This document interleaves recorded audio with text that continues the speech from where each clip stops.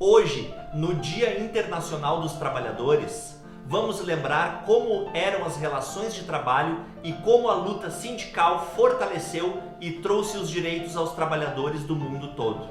Mas para isso, a gente precisa voltar no tempo. Desde a primeira Revolução Industrial, os operários eram submetidos a condições desumanas de trabalho. As fábricas geralmente eram quentes, úmidas, sujas e escuras. As jornadas de trabalho chegavam a 16 horas diárias, com pequenas pausas para refeições precárias. Além disso, os operários eram impedidos de entrar com relógios nas fábricas. Apenas o supervisor poderia avisar a hora de terminar o trabalho. E como toda organização dos trabalhadores causa medo aos patrões, as organizações sindicais feitas para representar e negociar os direitos trabalhistas foram impedidas de serem legalizadas desde 1799 na França.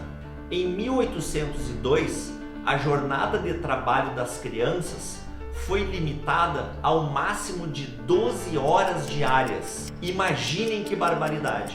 31 anos depois, em 1833, uma lei determinou que 2 horas do trabalho das crianças nas fábricas deveriam ser usadas para que elas frequentassem a escola. Em 1842, o trabalho de mulheres e crianças nas minas de carvão foi proibido, devido ao seu alto prejuízo à saúde e ao perigo. Porém, em 1871, ocorre uma revolta chamada Comuna de Paris, onde o povo da cidade e os trabalhadores ocuparam as fábricas de seus patrões por 3 meses e organizaram por si próprios suas relações de trabalho. Neste contexto, foram legalizados e regulamentados pela primeira vez os sindicatos, na Inglaterra, chamados de Trade Unions, seguidos pela França em 1884 e nos Estados Unidos em 1886. E é no dia 1º de maio de 1886, em uma greve geral nos Estados Unidos pela jornada de trabalho de 8 horas diárias. Imagina só, na época eram 10 horas de segunda a sábado. Em Chicago houve confrontos com a polícia, dando características ao fato que ficou conhecido como a revolta de Haymarket. Os líderes da greve foram presos e condenados sem provas por serem responsáveis pelos policiais que foram mortos e feridos. Eles ficaram conhecidos como os Mártires de Chicago, e esse fenômeno influenciou a escolha do dia 1º de maio como o Dia Internacional dos Trabalhadores no mundo inteiro a partir de 1910. Após a Primeira Guerra Mundial, a Revolução Mexicana e a Revolução Russa, fundou-se em 1919 a Organização Internacional do Trabalho, a OIT. Foi quando a quantidade de horas trabalhadas veio à tona no debate político entre os países. Na primeira reunião da entidade, que estipulou 48 horas semanais de trabalho. Em 1935, a OIT diminuiu para 40 horas. No Brasil, só em 1943, com a consolidação das leis do trabalho, a nossa tão importante CLT regulamentou a semana de 48 horas. Hoje em dia, países como a Holanda e a Dinamarca possuem jornadas de 30 horas semanais, ou seja, com 6 horas diárias. A redução da jornada de trabalho sem redução salarial significava antigamente um limite contra a mega exploração da carga horária de trabalho. Já hoje em dia, assim como já acontece em alguns dos países mais desenvolvidos, ela não significa trabalhar menos, e sim dividir com todos a riqueza que já é produzida, dando mais tempo e libertando os seres humanos para se dedicarem ao trabalho criativo e científico, ao desenvolvimento cultural e esportivo, assim como ao lazer, ao turismo e à família. Não podemos nos esquecer que direitos hoje considerados básicos foram conquistados com muita luta e organização dos trabalhadores em sindicatos. O 13º, as férias remuneradas, a insalubridade, a aposentadoria, os vales alimentação e transporte, o direito de acompanhar parentes acometidos por enfermidades, são, por exemplo, conquistas modernas, mas que estão sendo atacadas nos últimos anos por diversos governos. A chamada modernização que muitos políticos e lobistas neoliberais tentam emplacar, inclusive na mídia, na verdade é uma volta aos tempos onde os trabalhadores não tinham direitos algum.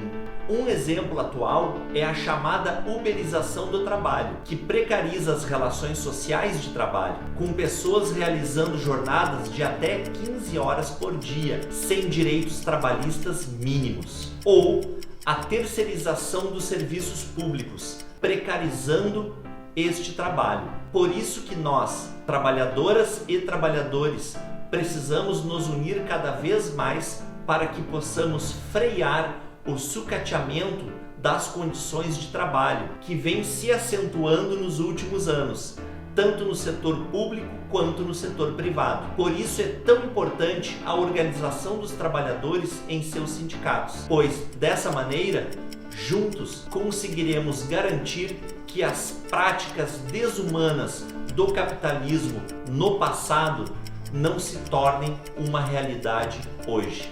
Diante de todo esse cenário histórico em relação à luta dos trabalhadores aqui no nosso país, é importante que a gente não perca a nossa meta, os nossos objetivos, que a gente não perca a nossa visão daquilo que nos fortalece, daquilo que nos une, que é a luta.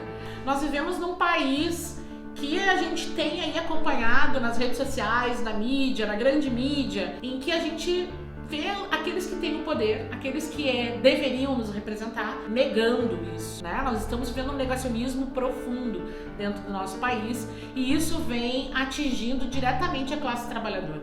A classe trabalhadora que precisa sair para a rua, precisa garantir o seu pão de cada dia, precisa garantir os atendimentos à comunidade, enfim.